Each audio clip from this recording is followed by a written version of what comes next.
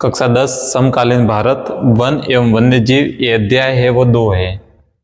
सबसे पहले अपन देखते हैं इस अध्याय 2 में कि हमारे विश्व की जो 8% प्रजाति है, हमें वन एवं वन्य जीव संसाधन के बारे में देखना है।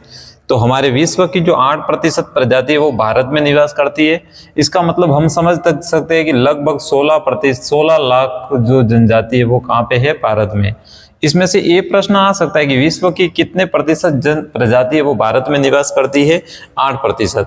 आगे हम देखते हैं भारत में वन व वन्य जीवों का संरक्षण क्यों आवश्यक है। तो सबसे पहले देखते हैं कि वर्तमान में जो वन्य जीव है उनका तेजी से ह्रास हो रहा है। उनका तेजी से क्या हो रहा है, ह्रास हो रहा है। तेज गति से वो वन्य जीवों की जो प्रजाति है वो विलुप्त हो रही है, संकटग्रस्त है, संकट की घड़ी में है।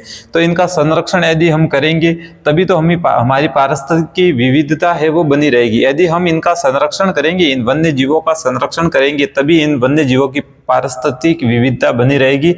इसलिए हमें इनका संरक्षण करना आवश्यक है। संरक्षण करने के लिए वन्य जीव अर्थात वन्य जीव अधिनियम 1972 में लाया गया। इन वन्य जीवों का संरक्षण करने के लिए वन्य जीव अधिनियम 1972 में लाया गया। इस अधिनियम के तहत शिकार पर प्रतिबंध लगाया गया, जंगली जीवों के व्यापार पर रोक लगा दी गई और इनको कानूनी संरक्षण प्रदान किया गया। क्या करने के लिए, संरक्षण करने के लिए। संरक्षण क्यों आवश्यक है, क्योंकि इनकी तेजी से संख्या घट रही है और पारिस्थितिकी विविधता को बनाए रखने के लिए इसके लिए संरक्षण के लिए कौन सा अधिनियम लाया, वन्य जीव अधिनियम 1972। इसमें क्या किया गया, इसमें शिकार पर प्रतिबंध लगाया गया, इनके जंगली जीवों के व्यापार पर रोक लगा दी गई और इनको कानूनी संरक्षण प्रदान किया गया। अब एक बोर्ड के एग्जाम में कभी प्रश्न पूछा जाता है कि बाघ परियोजना क्या है।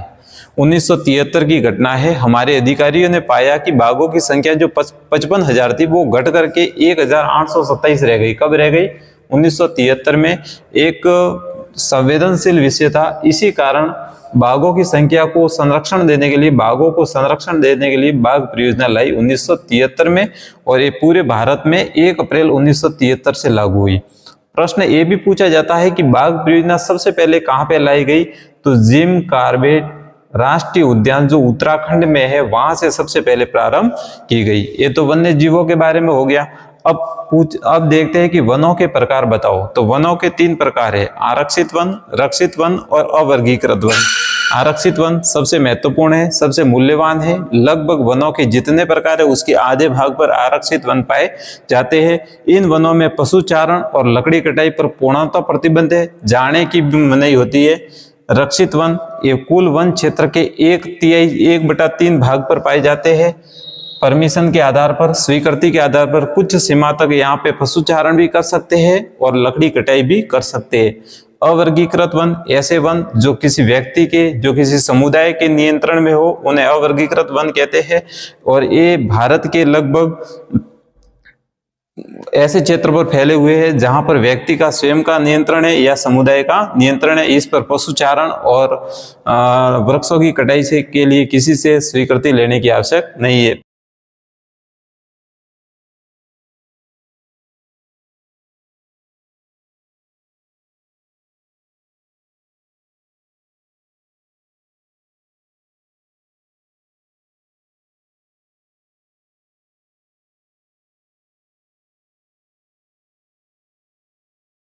दूसरा देखना है चिपको आंदोलन। खेजड़ली आंदोलन 1730 भादो मास की 10वीं को मारवाड़ में हुआ। उसमें मारवाड़ के नरेश अभय सिंह जी थे, उनका मंत्री गिरिधर भंडारी था। अभय सिंह जी ने गिरिधर भंडारी को कहा कि आप खेजड़ली गांव जाओ, वहां से खेजड़ी के पेड़ काटो और लकड़ियां इधर लाओ ताकि हम किला बना सके, चुना पका सके और किला बना सके। भंडारी जी जाते हैं और खेजड़ी के पेड़ काटना प्रारंभ करते थे।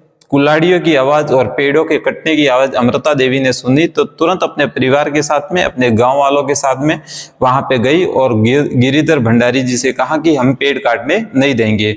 जब सभी अनुनय विनय पूरे हो गए, वो लोग मंत्री लोग नहीं माने, तब उन्होंने पेड़ों से लिपटकर अपने प्राणों की आहुति दे दी पर्यावरण को बचाने के लिए। उस समुदाय ने पर्यावरण को बचाने के लिए अपने पेड़ों की क्या दे दी, आहुति, और वो खेजड़ली आंदोलन कहलाता है। अमृता देवी के साथ में 363 स्त्री, पुरुषों और बच्चों ने अपने प्राणों की आहुति दे दी। और जब इसका पता अभय सिंह जी को चला तो उन्होंने क्षमा प्रार्थना भी मांगी, परंतु ये आंदोलन मुख्य रूप से किसके लिए हुआ? समुदाय द्वारा वन संरक्षण करने के लिए। और इसी की याद में भादो मास की 10वीं को हमेशा खेजड़ली दिवस पर मेला बढ़ता है। कहाँ पे बढ़ता है? खेजड़ली ग्राम जोधपुर में आता है। दूसरा आंदोलन है चिपको आंदोलन। ये 1973 में हुआ, उत्तराखंड के टिहरी गढ़वाल में हुआ और इसमें अंगू के पेड़ को बचाने के लिए लोगों ने आंदोलन किया। इस आंदोलन का नेता था सुंदरलाल बहुगुणा। कभी ये पूछे कि खेजड़ली आंदोलन कहाँ पे हुआ? राजस्थान के मारवाड़ में खेजड़ली गांव में। कब हुआ? 1730 में। इस आंदोलन का मुख्य नेता कौन था?